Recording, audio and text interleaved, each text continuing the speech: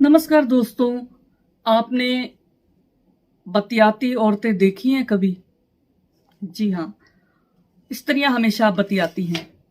दोस्तों, आज मैं बात करूंगी आपके सामने बतियाती औरतें इस पुस्तक के बारे में। एक काव्य है, इसके रचयिता है मनोज तिवारी। आप देख सकते हैं मनोज जी को।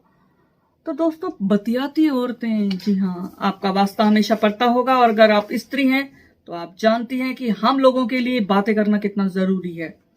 तो दोस्तों, मैं आज इस पुस्तक के बारे में आपके साथ चर्चा करूंगी, बात करूंगी।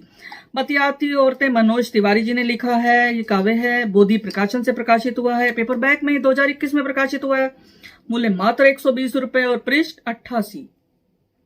मैं थोड़ा सा परिचय देना चाहूंगी मनोज तिवारी जी के बारे में। गुरुग्राम निवासी हैं। इन्होंने एमए हिंदी की है, पीएचडी की है। शब्द शक्ति युवा कवि सम्मान मिला है।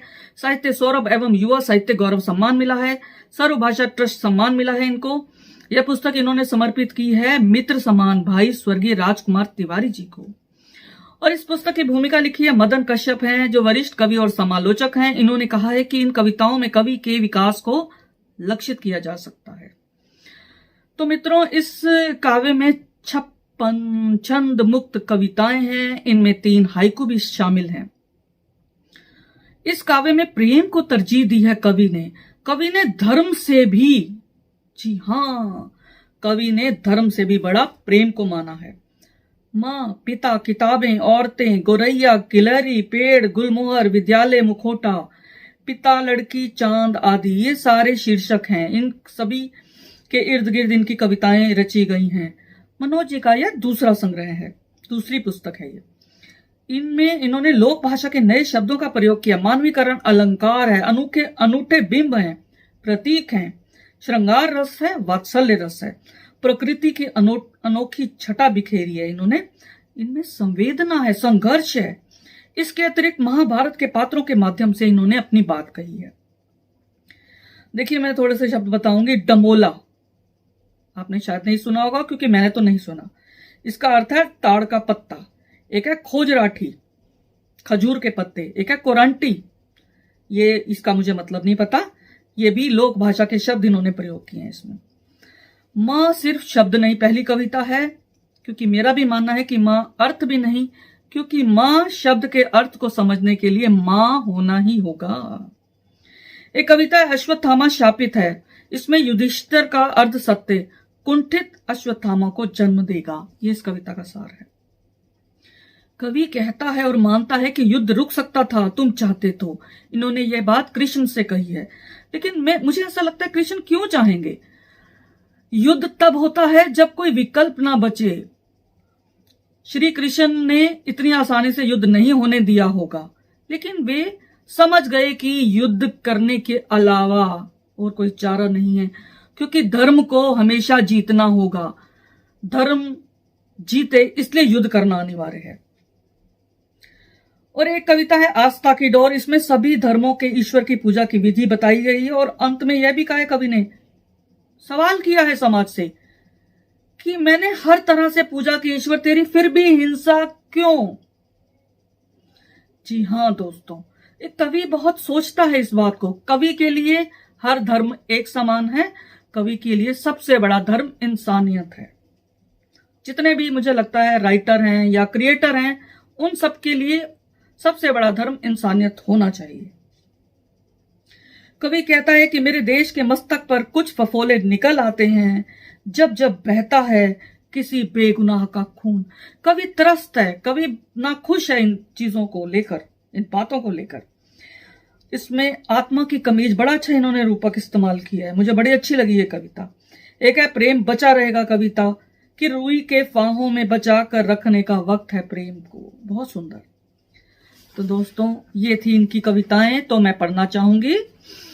मां सिर्फ शब्द नहीं, पहली कविता, कि मां शब्द बोलते ही चलचित्र की भांति रील दर रील उतरने लगती हैं वे यादें, जिनमें देर रात तक फटी शर्ट या पैंट को सीती ऊँगती थी मां, कि दिन में भी तकली की तरह घूमती थी, गोबर काती, चौका बासन करती, पांव में ढेरों कोरांटी छुपाए, नंगे पांव चलती मां। कंकड़ पर पांव पड़ते ही उसकी चीख आज भी विचलित कर जाती है कि याद आता है कभी मां के रूप में चूल्हे की धुआती लकड़ियां, जिसे वह कभी डमोला या खोज राठी तो कभी अपनी फूंक से अनवरत सुलगा रही होती है। मां, तुम सिर्फ शब्द नहीं, संघर्षों की गाथा हो। तुम्हारी स्मृति मात्र मुझे प्रेरणा देती है। तुलसी चौरा में लगी तुलसी तुम्हारे इंतजार में मुरझाई पड़ी है, मुरझाई पड़ी है, मुरझाई पड़ी है आज भी, आज भी। बहुत सुंदर इन्होंने भाव अर्पित किए हैं मां को। और शीर्षक कविता देखिए, बतियाती औरतें। मुझे बहुत अच्छी लगी, क्योंकि सच में औरतें इसलिए बतियाती हैं ताकि उनका तनाव कम हो जाए। वे खिलखिलाती अच्छी लगती हैं क्योंकि उनके जीवन में संघर्ष बनिस्पत अधिक होता है। कि अघन में धान काटती बतियाती औरतें अच्छी लगती हैं, मेड़ पर बैठी वे खिलखिलाती हैं तो धान की बालियां मुख चूमने को मचलने लगती हैं। अन्नपूर्णा है वो, जी हाँ, हर स्त्री अन्नपूर्णा है, अन्नपूर्णा है वो। अच्छे लगते हैं उन पीले दांत उनके, घिसे नाखूनों, मिट्टी लगे हाथों से, लाल पाड़ की साड़ी का फेड़ा बांध खेतों में जब उतरती हैं। खेत पलक पावड़े बिछा स्वागत करते हैं हंसती हुई औरतों के। कि खेतों खलियानों में, द्वारों पर, चौपालों पर दुनिया की तमाम औरतों को हंसना चाहिए, हंसना चाहिए। उनकी हंसी को देखने स्थिर हो जाती हैं हवाएं। पृथ्वी अपनी धुरी पर घूमना भूल जाती है। सूर्य चांद तारे अपनी दीप्ति ग्रहण करते हैं। नदियां अपने जल से अभिषेक करती हैं हंसती हुई औरतों के। फिर कहते हैं ये हे औरतों, मुझे हे अच्छा नहीं लगा। चलिए देवी के, जैसे देवी को कहते हैं कि हे देवी, तो कहते हैं कवि कि हे औरतों, तुम खिलखिलाओ, कहे कहे लगाओ तुम जहां हो। तुम्हारे खिलखिलाने से दुनिया का भविष्य सुरक्षित रहता है। ऐसे समय में भी कपस्ते कपस्ते सोया शिशु, कपस्ते कपस्ते सोया शिशु, मुस्कुराते हैं नींद में भी, मुस्कुराते हैं नींद में भी। जी हाँ दोस्तों, स्त्रियों को हमेशा हंसते रहना चाहिए। तो अब आखिर में इन्होंने 3 हाइकू लिखे हैं, जैसा मैंने बताया। एक पहला हाइकू, अभिदस शब्द शक्ति का प्रयोग किया इन्होंने, बहुत साधारण, प्यार तुम्हारा संवार सकता है जीवन मेरा। एक दूसरा देखिए, याद का प्रतीक, बावली हवा द्वार खटखटाए शोर मचाए। और आखिरी है, पांव में छाले सिर पर धूप है। आप जानते हैं कौन है ऐसा? पांव में छाले सिर पर धूप है, पिता सबल, पिता सबल, पिता सबल। जी हाँ दोस्तों, पिता को समर्पित है ये हाइकू। तो शुक्रिया दोस्तों, मुझे उम्मीद है यह भी आपको पसंद आई होगी समीक्षा।